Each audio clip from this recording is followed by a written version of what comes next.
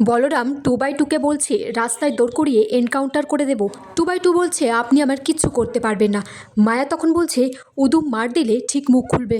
সৌরভ সেখানে এসে 2x2কে বলছে তুই কি ভেবেছিস শ্বশুর বাড়িতে এসেছিস, তুই নেমন্তন্ন করা হয়েছে তোকে। সুরাম বলছে বারকাম রেস্টুরেন্টে বসে বিজিত লাইরির হয়ে কাজ করছিস তুই, মুখ তোকে খুলতেই হবে। তখন সেখানে হেড অফিসার এসে বলে যে দুবাই থেকে ব্যাংকক প্রত্যেকটা জায়গায় একই সময় একই দিনে রেট হয়েছে, আর এর পিছনে আছে একটা আটপৌরে বউ যে 2 সন্তানের মা। বলছে তুমি কি জানো পরশুরাম? পরশুরাম বলছে না স্যার। অফিসার বলছে তুমি সব জানো। বলরাম তখন বলছে না স্যার, ও খুব সাদাসিধে ইনোসেন্ট, পরশুরাম কিছু জানে না। হেড অফিসার তখন বলছে সংসার বাঁচানোর চেষ্টা নাকি বউকে বাঁচানোর চেষ্টা। 2x2 তখন বলছে বাবা এটা তো পুরো ফ্যামিলি ড্রামা। পরশুরাম তাকে একটা ঘুষি মেরে মাটিতে ফেলে দেয়। এদিকে বিজিত লাহিড়ী কর্ণ চ্যাটার্জিকে বলছে তটিনী গাঙ্গুলি আমাকে বলেছে আমার প্রত্যেকটা অফিসে একসাথে রেড করা হবে।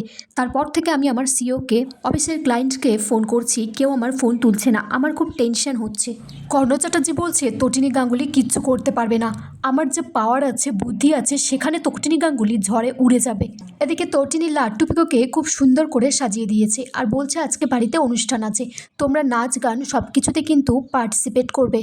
কর্ণ চ্যাটার্জি তখন তটিনীকে ফোন করে বলছে বিজিত লাহিড়ীর প্রত্যেকটা অফিসে যে লেট হবে, বিজিত লাহিড়ীর প্রত্যেকটা অফিসে যে রেট হবে সেটা তুমি কি করে জানলে? তুমি আমার সাথে কোনো রকম সস্তার মজা করবে না। তটিনী বলছে সবটা জানি, বাকিটা যখন জেনে নেব তখন আপনি মিস্টার কর্ণ চ্যাটার্জি পেপারে হেডলাইন হয়ে যাবেন। তটিনী বলছে আপনার পাশে বিজিত আছে তো, ও হয়তো বর্ষে যে এই বাড়িতে আসবে, বিয়ে পিঁড়ি পর্যন্তও পৌঁছাবে, কিন্তু বিয়েটা শেষমেশ হবে হবে। আয়ুষী তখন সেখানে এসে বলছে কি বলছিস চর্দি ভাই, আমার সাথে বিজিতের বিয়েটা হবে না মানে? তুই প্লিজ কিছু করিস না চর্দি ভাই। তখনও কান্নাকাটি করতে থাকলে প্রাচী আর প্রার্থনা এসে আয়ুষীকে নিয়ে যায়। লাড্ডু পিকো তখন তটিনীর কাছে জানতে চাই এই বিজিত আঙ্কেলের সাথে এই মাসির বিয়েটা হবে তো? তটিনী বলছে হ্যাঁ, প্রশ্ন তো সেটাই, বিয়েটা শেষমেশ হবে কি হবে না।